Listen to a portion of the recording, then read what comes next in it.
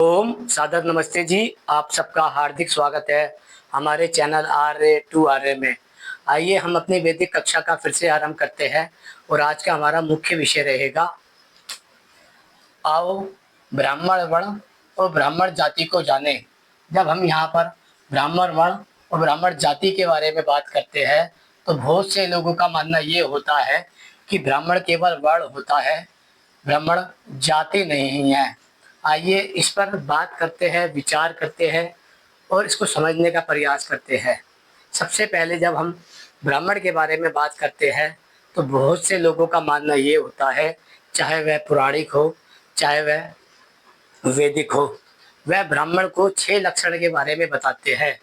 मनुस्मृति के अनुसार मनुस्मृति के अनुसार ब्राह्मण के 6 लक्षण बताए जाते हैं। अब ये जो मनुस्मृति है यह अशुद्ध है या विशुद्ध है इसके बारे में नहीं कहा जा सकता, लेकिन मनुस्मृति के अनुसार ब्राह्मण के 6 लक्षण बताए जाते हैं। पहला है दान देना, दूसरा है दान लेना, तीसरा है यज्ञ करना, चौथा है यज्ञ कराना, पांचवा है वेद पढ़ना और छठा है वेद पढ़ाना। ये जो 6 लक्षण है यह आर्य समाजी भी गुनगुनाते हैं और पौराणिक भी गुनगुनाते हैं। जबकि पौराणिक समाजी जो है वह पुजारी होते हैं, वेद नहीं पढ़ाते, पंडे होते हैं, वेद नहीं पढ़ाते, साधु सन्यासी होते हैं, वेद नहीं पढ़ाते, मठाधीश होते हैं, वेद नहीं पढ़ाते, महामंडलेश्वर होते हैं, वेद नहीं पढ़ाते, कथावाचक होते हैं, वेद नहीं पढ़ाते। लेकिन वह फिर भी इसी मंत्र को गुनगुनाते हैं, इसी बात को गुनगुनाते हैं कि ब्राह्मण के 6 लक्षण है दान देना, दान लेना, यज्ञ करना, यज्ञ कराना, वेद पढ़ना और वेद पढ़ाना। जब हम इन 6 लक्षणों के बारे में बात करते हैं तो हमें समझ आता है कि यहाँ पर एक चालाकी की गई है। वह चालाकी क्या है, आइए उसे समझने का प्रयास करते हैं। पहला लक्षण हो गया दान देना, दूसरा हो गया दान लेना, तीसरा हो गया यज्ञ करना, चौथा हो गया यज्ञ कराना, पांचवा हो गया वेद पढ़ना और छठा हो गया वेद पढ़ाना। ये जो छठा लक्षण है ये यहाँ पर ये पहला लक्षण होना चाहिए था, क्योंकि यदि हम वेद पढ़ाना जो है यह ब्राह्मण के लक्षण से निकाल देते हैं, यानी कि वेद पढ़ाने का जो लक्षण है वो ब्राह्मण में से निकाल दिया जाए और उसके अलावा ये 5 लक्षण को रखा जाए, दान देना, दान लेना, यज्ञ करना, यज्ञ कराना, वेद पढ़ना। ये 5 लक्षण जो है जिसमें दान देना, दान लेना, यज्ञ करना, यज्ञ कराना और वेद पढ़ना, इन 5 लक्षणों से कोई भी व्यक्ति ब्राह्मण सिद्ध नहीं हो सकता। ब्राह्मण का केवल एक ही गौणिक लक्ष्य है और वह है वेद पढ़ाना। इसका अर्थ ये है कि ये जो मनुस्मृति में बात कही गई है कि दान देना, दान लेना, यज्ञ करना, यज्ञ कराना, वेद पढ़ना और वेद पढ़ाना ही ब्राह्मण का मुख्य 6 लक्षण है। ये 6 लक्षण सिद्ध नहीं होते हैं, यहाँ पर एक ही गौणिक लक्षण है और वह है वेद का पढ़ाना। हम वेद का पढ़ाना इसलिए ले रहे हैं क्योंकि वेद को पढ़ाने वाले व्यक्ति को कहा जाता है कि वह वेदाचार्य है।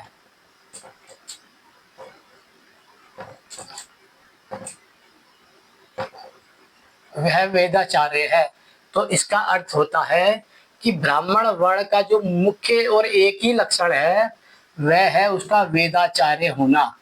यदि ब्राह्मण में से वेदाचार्य शब्द निकाल दिया जाए या वेदाचार्य की उपाधि निकाल दी जाए तो संसार का कोई भी व्यक्ति उसे ब्राह्मण वर्ण का सिद्ध नहीं कर सकता। इससे ये स्पष्ट होता है कि ब्राह्मण का केवल एक ही लक्षण है और वह है मुख्य लक्षण कि वह वेदाचार्य है। वेदाचार्य को ही हम आचार्य कहते हैं, शिक्षक कहते हैं, अध्यापक कहते हैं या टीचर कहते हैं। ब्राह्मण वर्ण का क्या लक्षण है, केवल और केवल एक ही लक्षण है मुख्य और वह है वेदाचार्य होना। अब हम बात करते हैं कि जब हम कहते हैं दान देना, दान लेना, यज्ञ करना, यज्ञ कराना, वेद पढ़ना, ये जो 5 लक्षण बताए गए हैं ये खामे खामे वेद ब्राह्मण के साथ में जोड़े गए हैं, जबकि दान देना और दान लेना, यहाँ पर सन्यासी भी दान देता है और सन्यासी भी दान लेता है, शूद्र भी दान देता है और शूद्र भी दान ले सकता है। वैसे ही सभी लोग दान देते हैं, दान ले सकते हैं। यज्ञ करना और यज्ञ कराना आ जाता है पंच महायज्ञ के अंदर।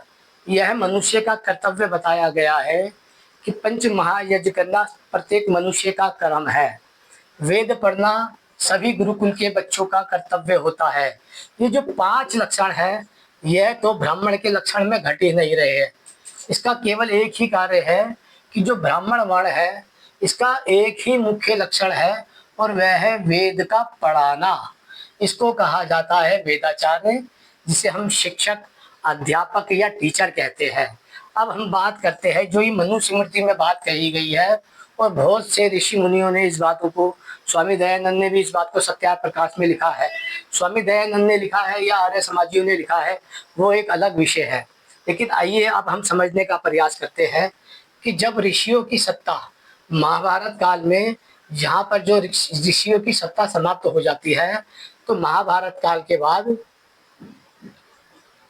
ऋषियों की परंपरा समाप्त हो जाती है। चाहे हम उसे वैदिक परंपरा कहें या हम उसे ईश्वरीय परंपरा कहें, वहाँ पर वैदिक आर्य व्यक्तियों की परंपरा समाप्त हो जाती है।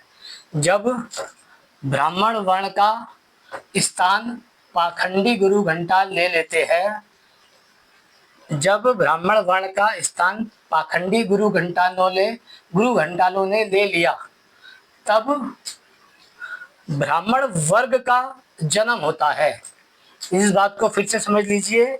जब ब्राह्मण वर्ण का स्थान पाखंडी गुरु घंटालों ने ले लिया, तब ब्राह्मण वर्ग का जन्म होता है, जिन्हें आज हम मठ, मंदिर, तीर्थ, आश्रम, अखाड़े और पुरानी गुरुकुलों आदियों में देख रहे हैं, जो समाज में जातिवाद, छुआछूत, ऊंच नीच, भेदभाव, अस्पृश्यता और अनीश्वरवाद, अनेकेश्वरवाद फैला रहे हैं, ताकि पूरा हिंदू समाज भटक जाए।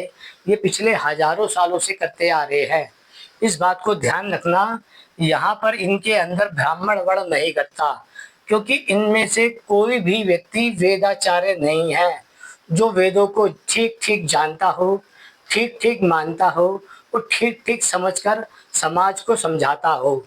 जब ब्राह्मण वर्ण का स्थान पाखंडी और गुरु घंटालों ने ले लिया, तब ब्राह्मण वर्ग का जन्म होता है। जब इसी ब्राह्मण वर्ग को सुरक्षित रखने के लिए ब्राह्मण जाति की उत्पत्ति की जाती है। यहाँ पर जो ब्राह्मण जाति है या ब्राह्मण वर्ण है, इसे समझने का हमें कार्य करना चाहिए। सबसे पहला आता है, क्षमा कीजिएगा चिकन,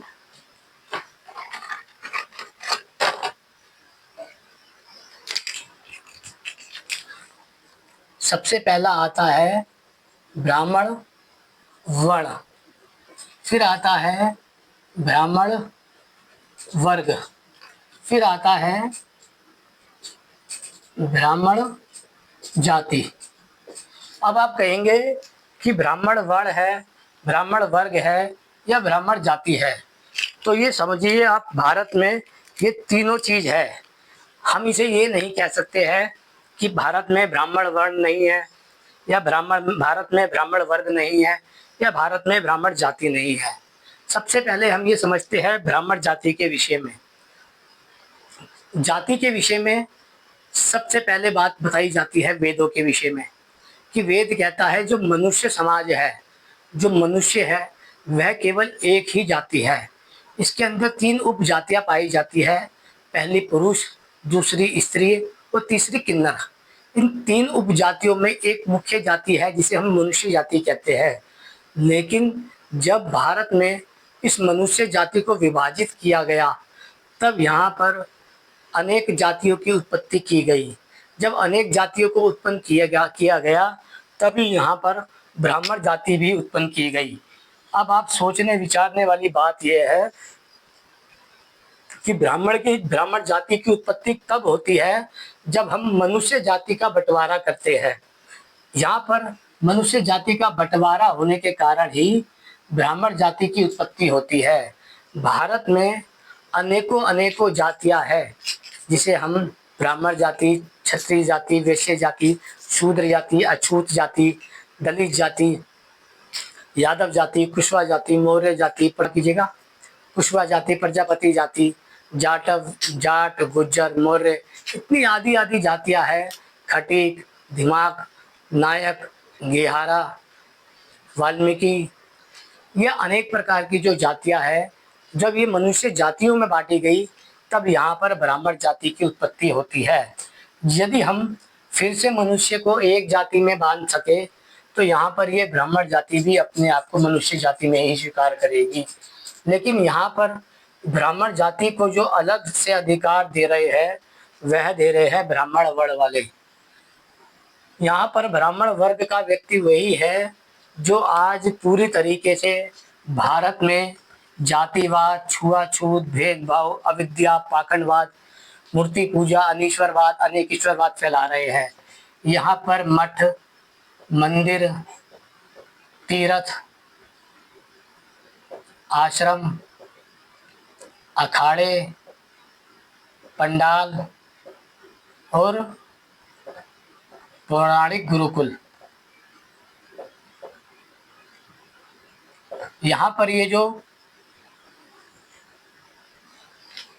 अधिकार जमाए बैठा है, इसे कहा गया है ब्राह्मण वर्ग।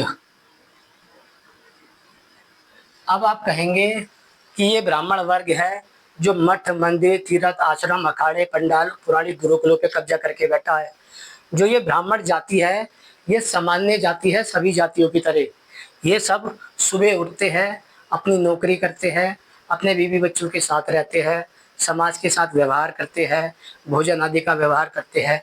लेकिन जो इनके मन में जहर भरता है, वह है यहाँ पर पौराणिक वर्ग। वो इनके मन में बार बार ये जहर भरने की कोशिश करता है कि आप ऊंची जाति हो और बाकी जो है नीची जातियाँ हैं।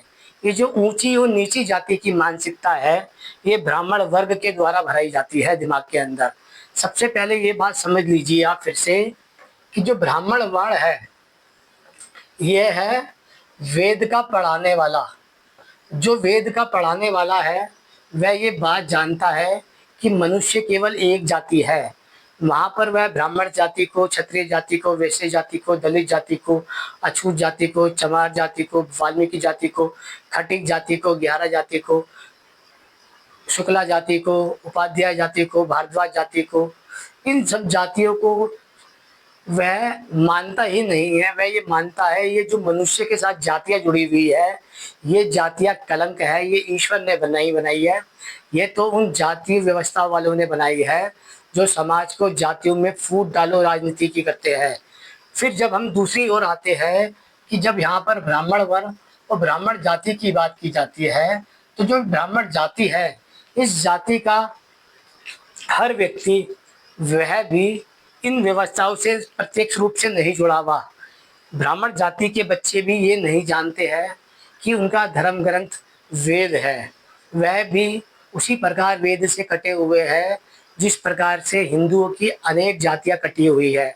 इसलिए हम ये कह सकते हैं हिंदू जाति की किसी भी जाति के अंदर वेद विद्या इसलिए नहीं पहुंची क्योंकि यहाँ पर जो ब्राह्मण वर्ग है, जो मठ, मंदिर, तीर्थ, आश्रम, अखाड़े, पंडाल और पौराणिक गुरुकुलों पे कब्जा करके बैठा है, इन सब ने मिलकर हिंदू समाज की जो जातियाँ है, जो जातीय ढांचा खड़ा किया है, वह इन सबको मूर्ख बनाने में कामयाब रहा है। ये परंपराएं पिछले हजारों वर्षों से भारत में स्थापित है। जब से महाभारत हुआ है, महाभारत के बाद से ही ऋषियों की सत्ता समाप्त हुई। ऋषियों की सत्ता समाप्त होने के बाद जब ब्राह्मण वर्ण का स्थान पाखंडी और गुरु घंटालों ने ले लिया, तब ब्राह्मण वर्ग का जन्म होता है। ब्राह्मण वर्ग को सुरक्षित रखने के लिए ब्राह्मण जाति को उत्पन्न किया जाता है। यदि अब कोई इस ब्राह्मण का विरोध करता है, जो मठ, मंदिर, तीर्थ, आश्रम, अखाड़े, पंडाल और पुराणिक गुरुकुलों में बैठे हैं, तो इनका विरोध करने में जो सबसे पहली पीड़ा होती है, वह होती है ब्राह्मण जातियों को। क्योंकि उन्हें लगता है कि हम जो ब्राह्मण जाति है, ब्राह्मण वर्ग है और ब्राह्मण वर्ण है, इनको लगता है कि ये सब कुछ हम ही है। इसी भ्रांति में ये पिछले हजारों वर्षों से अपने ही देश में गुलामी वाली जीवन जी रहा है और आज इस प्रकार की स्थिति आ चुकी है कि हम फिर से गुलाम हो जाएंगे। फिर से समझ लीजिए कि मनुस्मृति के अनुसार ब्राह्मण के 6 लक्षण बताए गए हैं, जबकि 6 लक्षण में से 5 लक्षण तो ब्राह्मण के सिद्ध ही नहीं हो रहे हैं। यहाँ पर केवल एक ही ब्राह्मण का लक्षण है और वह है वेद का पढ़ाना, यानी कि वेदाचार्य को ब्राह्मण कहा जाता है। यदि इसमें से छठा लक्षण निकाल दिया जाए तो संसार का 5 लक्षण वाला प्राप्त मनुष्य कभी भी ब्राह्मण नहीं कहला सकता।